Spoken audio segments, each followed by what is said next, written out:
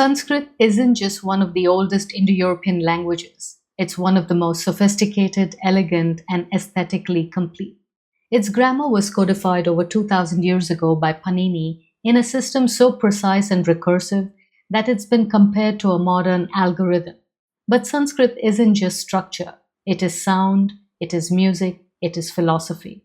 The Devanagari script maps perfectly onto pronunciation. Mantras aren't just words, they're acoustic algorithms. Sanskrit is perhaps the only language where sound is treated as a divine principle.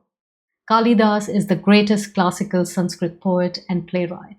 He lived during the Gupta period, often called the Golden Age of India, and he is best known for Abhijnanasakuntalam, Meghaduta, and Raghuvamsh.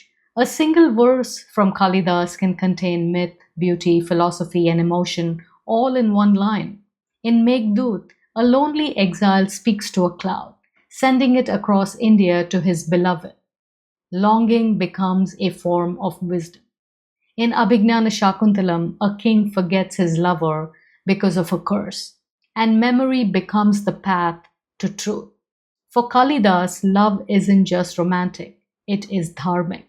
Loss and separation are not flaws, they're gateways to transcendence. Kalidasa doesn't write to entertain, he writes to reveal a vision of reality. His works draw on the Upanishads and Sankhya philosophy. For example, in Meghaduta, the cloud is not just a metaphor for longing, it is part of the eternal rhythm of nature where even weather has memory and feeling. In Abhijnanasakuntalam, memory is not just psychological, it is metaphysical.